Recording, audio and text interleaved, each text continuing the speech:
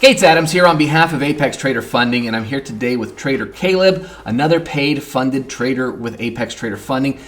Caleb, first and foremost, congratulations. I understand this is your first payout with Apex, is that correct? Yeah, this is my first premium payout with Apex, top of the street as well. Pretty excited to be here too. Oh, well, it's such a pleasure to have you. I definitely appreciate you taking a little time to share some of your experience with us, and this is always so much fun. I think when people watch these things, everybody always wants to know what did that journey look like? How long have you actually been trading at this point? So there's a bit of a story here. Okay. You get to a point in your life when you start to kind of wake up to the reality that you can work harder, but it doesn't mean more income for you.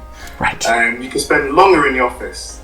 Doesn't really mean more income for you. Right. And, as someone who's caring and giving, I had my first son born November 2018. And I've always been interested about kind of how do I steady the ship and increase the potential for our family going forward? How do we create a big, even a hedge fund that many generations can live off? Sure. And so he was born and he was in my hands, and all of a sudden I've always cared, my background is working with young people anyway, but like, I've always cared about children and young people in that respect, and here is my own, and I'm thinking to myself, crikey, like I've got to now fend for this young man for the rest of his life whilst I'm on this great good earth. And so the penny dropped and said, well, you can't do anything by standing still, you need to try some stuff. Right. And Gates, I went from trying to start off a little influencer watch product through to, and I said, if you don't try, you don't learn something, you don't move forward, and that slowly crept me into trading. So 2018 was when I really began. I was flirting with the market.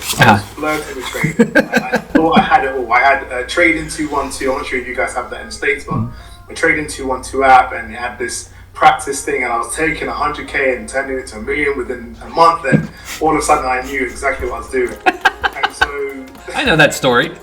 So that kind of real world life experience pushed me towards, I need to get in on some of the 6 trillion in the market. Sure. And make it mine. And that's really been the journey. So about 8 years, and I can talk to you about the various things I've done, talk to you how I've been scammed as well, but we'll chat about that. We know there's stuff out there, especially in this type of industry, and we hate to see it out there. We hate to, but fortunately, more and more people recognize it when they see it these days. You made a significant point, is that you know what your why is, and it's not, I want to make more money. And I think a lot of people start to move into the world of trading with just the mindset of, I'd like to have a little extra income, or maybe I don't want to work as many hours, I'd like to quit my job, I'd like to have more free time and travel. And those are all great, but they're all fairly superficial. My oldest, so my first go round in this was born in 2004. He's 20 years old now. And I had a very similar experience of just realizing that my life had changed in so many ways. A lot of the things that I was willing to do in my own life with just being responsible for myself, I couldn't do anymore. But it also shifted some of the things that I wanted to do and where I wanted to grow and how I wanted to grow. When you go through a journey like trading, look, it's not easy. We all know this. It's, we all go through that. I learned a strategy. I took my sim account from 100,000 to 1 million. I'm going to be rich now. And then reality sets in, right? It definitely takes a little. Ferrari. See you tomorrow. Right. Look, there's a lot of ups and downs. There's a lot of emotional struggles and highlights and all of these things. As you go through, how much of that moment that you described, how much of that really was at the forefront of your mind as you hit those struggle points along the way? Yeah, so you have these reflective moments as to like, what's the intention here? You hear a lot about traders talking about psychology and the mind and your mindset, and it doesn't really hit you in the face like a wet fish until you're deep in it. Sure. And you realize, ouch, okay, so this is what they are talking about. Right. Okay, this is what it looks like. And so your base positions become, okay, my why is my driver. Then if you're smart and you're box smart, you start to put in metrics and measurements as to how you get there incrementally. And I'll tell you this, Gates. I remember one time I was doing fairly well, and in my back of my mind, I also had the fact that I really want. My mom's a great woman. She's done great things. I really want to, in this lifetime, do something about that. Right. And so I started to just get overly confident because I wanted to get there quicker.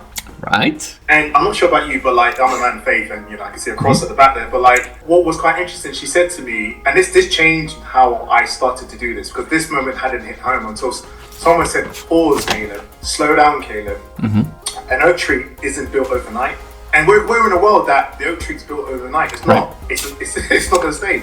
So she gave me a little proverb, and she said, basically, little by little makes a lot. And I went, that's right. That's the thing. Find my strategy. And so whenever I was going wrong, I started to just build into, let's pause. Let's think about this. You're your own CEO. Exactly. You know, the KPIs that you were measured by, did you set any? And so that becomes the place you go back to and say, right, when I sat down with a plan, how far away have I moved from the plan? Where are the difficulties? Where are the risks with all of that? And so in those moments, I often found myself reflecting, sometimes in quite disparate places where you're like, oh man, I feel like the world is physically...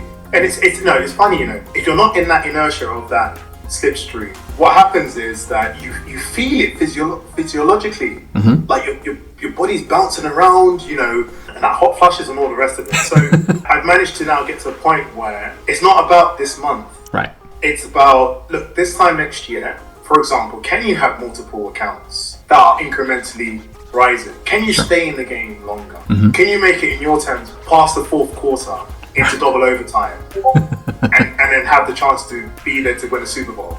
Like, that's now the mantra. And I think it comes with maturity. You know, 7 years, 8 years is a long time to be trying to get this right. Sure. And so, yeah, this is where I'm at, Gates. And it's been such a fascinating journey as well. I learned a lot about myself too, by the way. I've always described trading as a mirror. You will see yourself in the rest of your life much more clearly when you look at your trading, and vice versa. I know one of the things that I've really tried to focus on in my own journey is, if I want to be a disciplined trader, where in the rest of my life am I lacking discipline? If I can build that habit of discipline in every area, then it's going to come more naturally when I'm trading. And I love, you know, the oak tree. I don't exactly remember how you said it, but the oak tree doesn't grow overnight. It is so true, and yet so often we can logically understand this principle, yet when we're in the moment, we still know it, but we don't act that way. Did you struggle with any of this along the way? Yeah, absolutely. I mean, there's nothing more pertinent than you need to taste it. Yeah. You need to cook it, taste it, and go,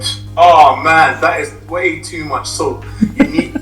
And, you know, I've seen times when having a great day, a great week, and, you know, the weakness of not having a long-term vision in front of me makes a lot, just goes out the window, all the plans. And I'm just trying to say, okay, I'm overly confident now. Let me get there quick. Sure. And I find myself racing against myself most of the time. It's a humbling experience. And if you just allow yourself to take a moment, think through your strategy, think through what it is you're doing, you'll see success. And you know, here I am, here's some success. I don't want this to be the only trophy I have. I want to be a Tom Brady. Yeah. You know, I want to repeatedly come back to the Super Bowl. Whether I win it or not, it's another thing. I just want to keep coming back here. They all add up if you allow them to. Now, along the way, did you trade your own savings, or did you always find a route sort of around that? Have you experienced the two sides of the coin? Yeah, so I have. I've leveraged borrowing, you know, within means. I've kind of got to myself where, one, I reviewed my finances to say, okay, how do I make this a constant rather than a knee-jerk reaction? Sure. I'm all for, if you think you can go get it and you think you're in the right position to get it and you think financial package is the way to help you get there, right? But like, that's a real strong risk. If you're running a business, you probably wouldn't make the same decision, right? Right. First of all, I've been on a whole financial review, just looking at my spends. I know how many shots I've got a month and whittling it down to a bit of an art, a bit of a science, and being happy with the wins and the losses. Sure. In that regard. I'm now in the savings element rather than the borrowed element. Sure. And you know, that plays a role. If you come into this sort of thing with debt, it's a really slippery slope. So like that, but for me, that's a secondary conversation. Right. Because you should king up your house, and then you can come and go at this. This is a super opportunity. Right. You've got yourself effectively a well-oiled machine. Right. You just need to sit in the right office and call the right shots, and you can remain in the well-oiled machine. So do your due diligence and make sure you're in your prime time to do so. And that's kind of where I am. So yeah, definitely more in the savings world then. As you've gone through this journey, not necessarily accounting so much for the time in between, because of course there was growth and development during that time, but just from the fact of at some point you traded with your own funds or borrowed funds, and now you're trading with a funded account. Have you noticed any significant difference in the way that you approach the charts with that dynamic versus the old dynamic? Yeah, you're not as flippant. you're not as quickly firing for the hip. You're much more precious. Sure. You're trying to get to this needs to be every day. It's still tricky. It's still, it's not a walk in the park. Trading is trading. Yeah. I find that I am more reserved around now you're on the other side of the fence. And so that means you've got to continue that way of mentality. Of course. Rather than the former. And I think part of the panacea for me has been, I don't need to get there quickly. I used to want to get there so fast.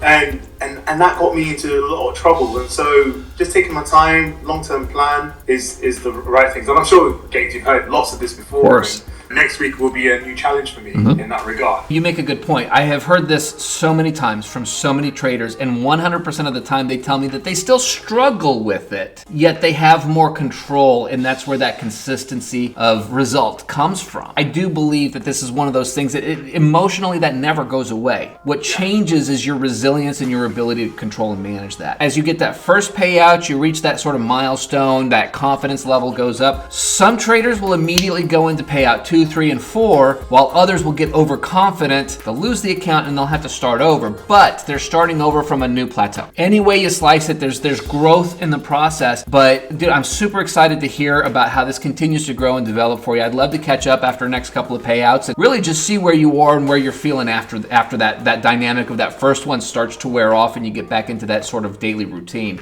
That sound good to you? Yeah, that sounds excellent. And I'm looking to stay, so I hope to see you a lot, Gates. That's the ambition. If I'm speaking to Gates lots, it means we're going in the right direction. I love being that sort of that sort of measuring stick. That's super exciting for me. Well, thank you so much for spending the time with me today. I truly appreciate it. Again, I would love to hear back from you here after the next payout or two or whatever. Not just hearing the story, but watching it unfold in real time. So keep me posted. Let me know how everything's going. Okay? Definitely. Cheers, Gates.